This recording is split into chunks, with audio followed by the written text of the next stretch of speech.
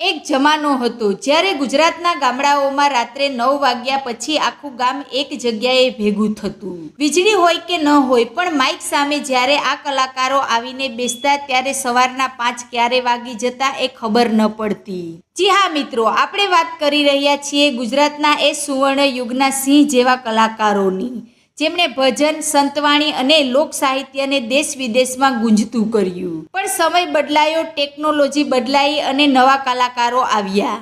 તો પ્રશ્ન એ થાય છે કે એ જૂના કલાકારો આજે ક્યાં છે, શું કરે છે? ચાલો જાણીએ આજના આ ખાસ વિડીયોમાં. મિત્રો, આ લિસ્ટમાં સૌથી પહેલું નામ આવે છે દમયંતી બરડાઈનું. એક એવો મીઠો અવાજ જે સાંભળીને ભક્તિભાવ આપોઆપ જાગી જાય. દમયંતી બેને એવા સમયે સ્ટેજ ગજવ્યું જ્યારે મહિલા કલાકારો માટે બહાર નીકળવું પણ અઘરું હતું. પ્રાચીન ભજનો અને પ્રભાતિયાને ઘેર ઘેર પહોંચાડવામાં તેમનો મોટો ફાળો છે.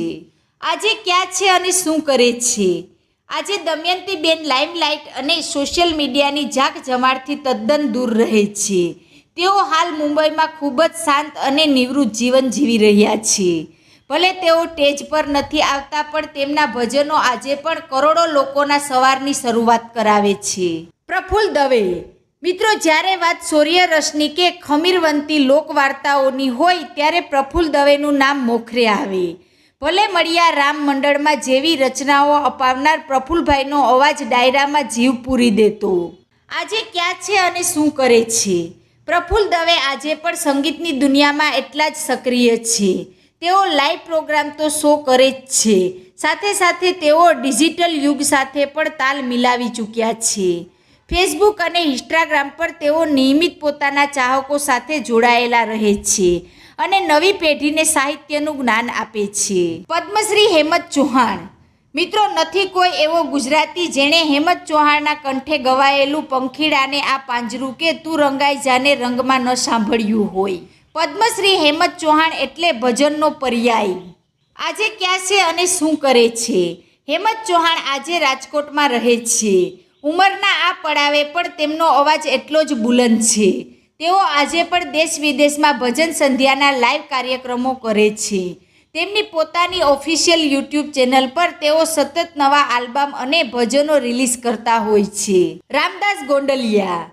મિત્રો, હવે વાત કરીએ જેમની વાણીમાં ગિરનારનો ભેખધારી અવાજ સંભળાય છે એવા રામદાસ ગોંડલિયાની. ગૂઢ ભજનો, સંતવાણી ભજનો અને કબીરવાણીને જે રીતે રામદાસજી રજૂ કરે છે તે અદ્ભુત છે. આજે ક્યાં છે અને શું કરે છે? રામદાસ ગોંડલિયા આજે પણ ધાર્મિક ઉત્સવો, શિવરાત્રિના મેળા અને મોટા સંતવાણી કાર્યક્રમોના મુખ્ય આકર્ષણ હોય છે. તેઓ સોશિયલ મીડિયા પર અને યુટ્યુબના માધ્યમથી નવી પેઢી સુધી સનાતન પરંપરાના ભજનો પહોંચાડી રહ્યા છે. સુરેશ રાવળ. મિત્રો, સાયલાની ધરતીના રતન એટલે સુરેશ રાવળ, જેમને કાઠિયાવાડી દેશી ભજનના રાજા કહેવામાં આવે તો કોઈ આશ્ચર્યની વાત નથી. મૂળ તળપદી શૈલીમાં ગાવું એ એમની વિશેષતા છે. આજે ક્યાં છે અને શું કરે છે? સુરેશ રાવળ આજે પણ ગુજરાતના લોક સંગીતના ક્ષેત્રમાં અડીખમ ઊભા છે.